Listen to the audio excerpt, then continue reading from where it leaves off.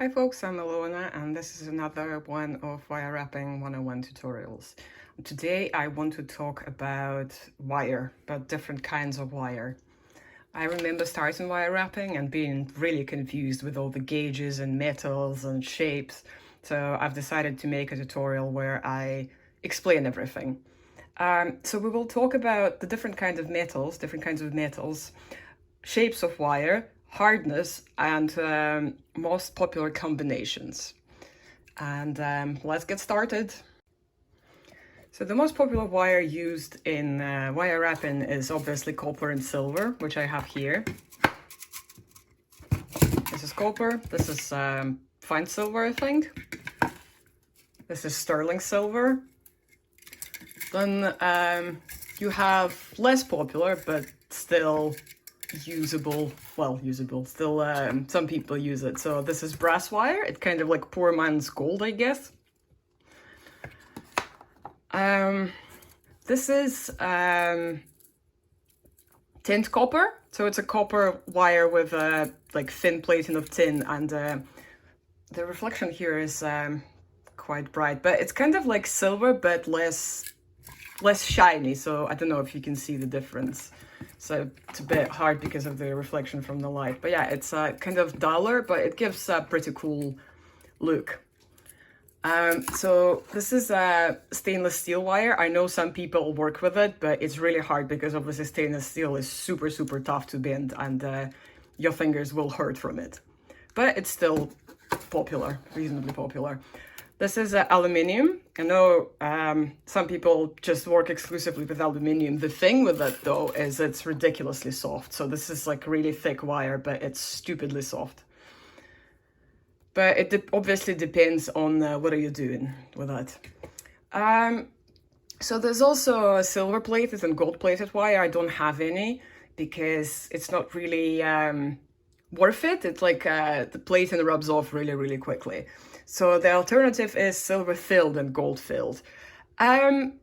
So filled wire is the layer of precious metal is much thicker than in plating. I don't remember the exact numbers, but it's like considerably thicker.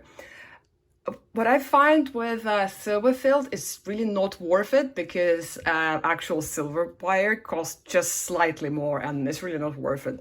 Gold fill is a whole different matter though, because obviously gold is really expensive. So gold filled wire is a silver with a layer of gold around, and it's considerably cheaper than gold wire. And then you obviously have gold and platinum and so on, which I also don't have because it's ridiculously expensive. So that's about it. Metals, I mean, there's obviously like titanium and niobium and all the other weird metals, but these are the most common ones. Wire comes in different shapes. The most common one is obviously round. Then you have square, half round, flat, gallery, triangular. There's lots of different variations, but the most popular is round wire. So that's what it looks like. It's hard to see, but basically, if you cut it, your cut will look like this. It's just be like a circle. And then the next is square wire, which I have here. You can see the difference. So if you cut it, it will be like this. Then the wire that's often used with square wire and on its own too is half round wire. So like one side is half round and another one is flat. So if you cut it, it looks like this. Like so. Then you have triangular wire, that will be like this.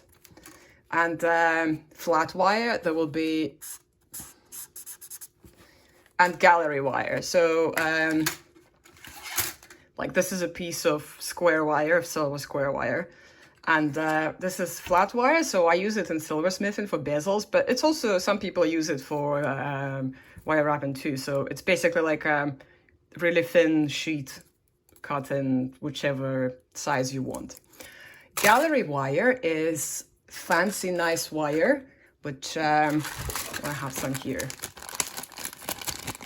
So it already comes like shaped in cut in fancy patterns. Like there's a copper one, and it's usually used to set cabochons. It looks quite nice. Hold on, if I can find something here. There, like for example, you will put your cabochon like this and then set it over. And also they also come in all possible metals. Here I have another one.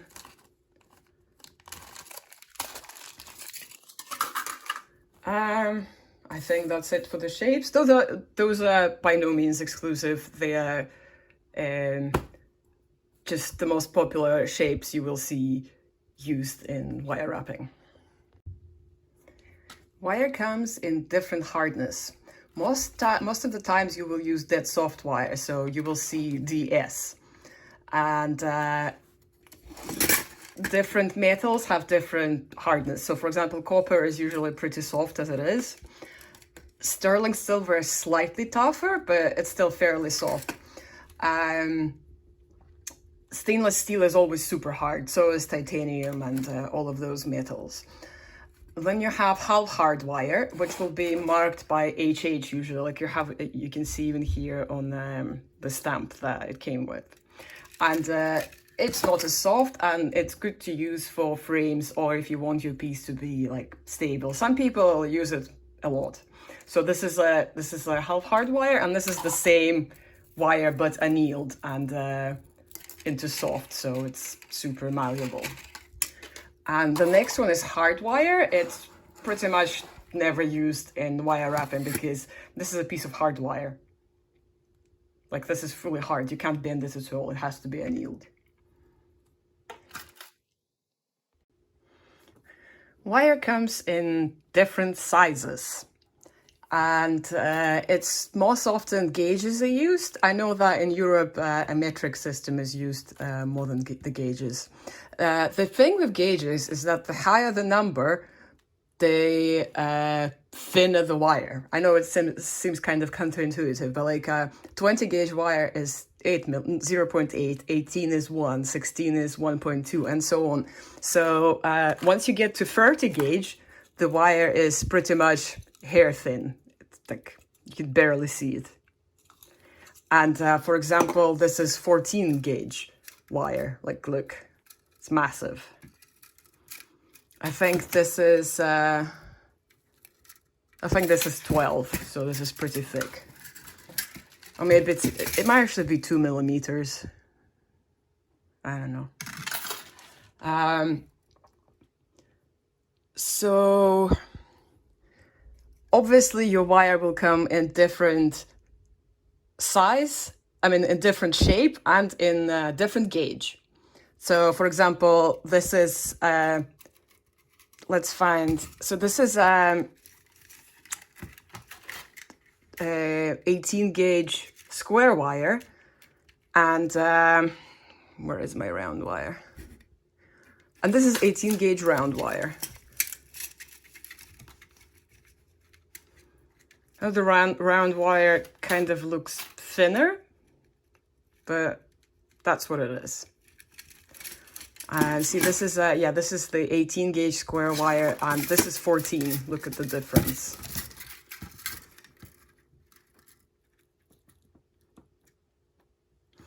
And they're used for different different purposes. So I have this piece here, which is a really good example to show on. So the frame I made from 14 gauge, which is like 1.4, 1.5, I'm not sure. See, it's quite big. Then this wire is 20 gauge round wire. Next to it is 20 gauge square wire. I'm trying to sort the light, hold on.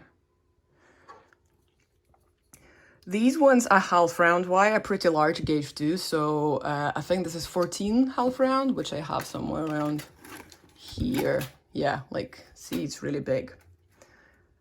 And you can use it in cool ways. So like like this, it looks half round, but you can turn it the other way and you will have like a flat looking piece instead. So the coils are usually made with 28 gauge or with even with 30, it depends on the size you want. Yeah, there's lots of different wires used, different shapes and thicknesses. Obviously, this is 28 gauge, like super fine wire you use for weaving. And yeah, often people who make those pieces like that, complex pieces, they will use different shapes of wire. But most of the time, like for learning purposes, you will only need 2 combinations. I'm going to write them down for you. Actually, I'll get them on the screen. Ooh. So the most popular combinations for round wire, it is 18 gauge base wire and 26 gauge weaving wire. And then 20 gauge round wire, 28 gauge weaving wire. So you want at least 8 gauges difference between your base wire and your weaving wire. And for square wire, most people use 20 gauge square wire and 22 gauge half round wire to wrap around square wire. So how it looks is, again, on the cut. So this is your square wire, and then you're putting half round wire around, and it goes like this, like this, like this. So you get a really nice circle, like a circular shape around it. Obviously, you can use all sorts of different combinations. Again, this piece, so this half round wire is massive, and the weaving wire is 28 gauge. It just really depends on the look you're going for. So this is like standard 20 gauge square wire with 28 gauge round wire around it. This flat wire here, it's 22 gauge half round, but flipped on the other side. So like it has that nice flat look on it. Yeah, I think that sums it up more or less. I hope you found this helpful, and let me know if you have any questions. Thank you very much. Bye.